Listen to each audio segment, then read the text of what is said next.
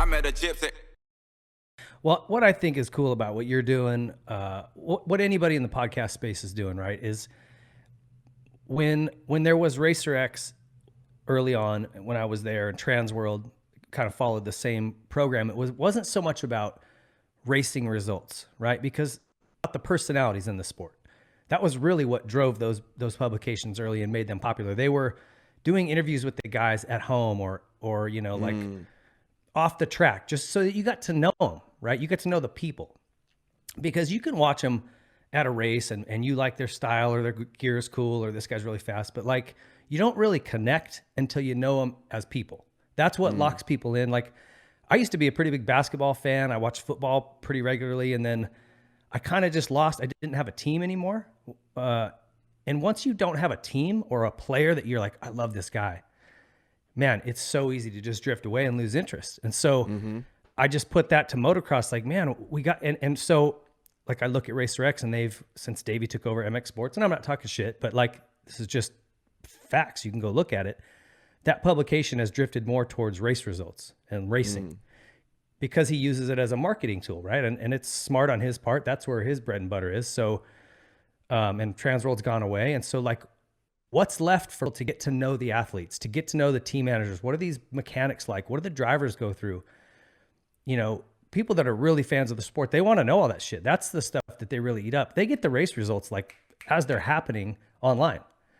You don't need to tell me, you know, what happened. Everybody either watched it. If you're a fan, you watched it or you followed it on Twitter or whatever the hell you did. So I think it's neat. This space, what we're doing, I think, is giving that back to the fans, where they're getting to know these guys, you know, whether it's a new kid or they're heroes from the 80s.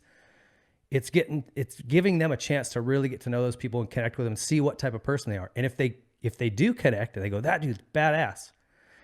I mean, Jett Lawrence is doing this right now so great. And I don't know if it's him or his agent or a mix of them all, but like showing up and having free donuts for the fans and giving away stuff for whoever makes the best sign. Like, dude, this kid is just killing it. But fans are connecting with him, right? And my daughter, this scares the shit out of me, 14 years old, she's like, Dad, she's following Jett and reposting his shit. And she's like, I got to go to Paula. Can you take me? I'm like, fuck no. Like the last place I'm taking you is a dirt bike track. I know what happens at the dirt bike tracks. Trust me. But he's killing it. And I think it's like I said, I love what you're doing. And we try to have the same focus as just like, let's show the fans who these people are, you know, and give them that behind the scenes peek, because when they get on the podium, it's like, well, I just want to thank my, that's changing, man. That's sponsor. God, I can't take it. Yeah, well, so it's definitely changing. What you said before about Jett is so right. And you know what? I'll tell you from like knowing exactly what's going on in that camp, it is a mix. It's Jett, and it is management, and it's Red Bull, and it's a fucking crew of people that are around a superstar athlete in the making. And man, everybody can fucking carry on about me being on Jett's dick and me carrying on about how good he is, overhyping him. Hey, he's fucking doing it, man. He's doing everything that like any of us said that he would do. But it's like, it takes a team around him like Lucas Myrtle and Jeremy at Red Bull, and that like the nucleus that, you know what I mean? The kind of crew that's surrounding him. Yeah. They can't just do that with anyone. You know, like that same crew's around Cooper Webb. Yeah. And it's like Cooper Webb ain't that. And, you know, it takes like that once in a generation kind of guy like Jett to do what he can do on like the Jeremy. bike. Like Jeremy, and, was. Jeremy, James. And then you've got to have a guy that, so with James, I don't think James really ever wanted to accept that position in the sport, if that makes sense. I think he was happy to like go win the races, do the shit, and then go back to Haines City and then back to Orlando, and like he was living across the road from Tiger Woods. Like I think that was enough for him. But I think you get a guy like Jett, and he's maybe the first guy since Jeremy to like openly accept his position in the sport as like, I'm like, I can be the one that can sort of like carry it forward.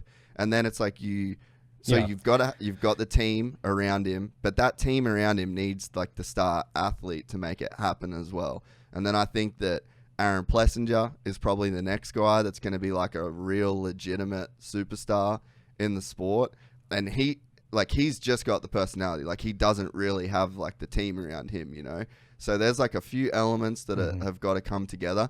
But I mean, that's the era. Like, I want to be in that era. Like, I want to be in the era of the sport where we've got these like superstar kids with superstar management teams and superstar sponsors and really, really fucking doing the thing to hype up these guys. And man, the Redbud podium this weekend was I swear to fucking God, the first time I've ever heard a podium where the chicks were louder than the dudes. And that was for fucking Jett. Yeah. And that's massive, dude. Like, that is huge for the sport.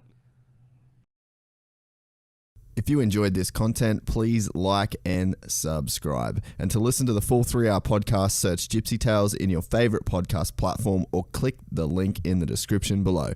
Gypsy Gang.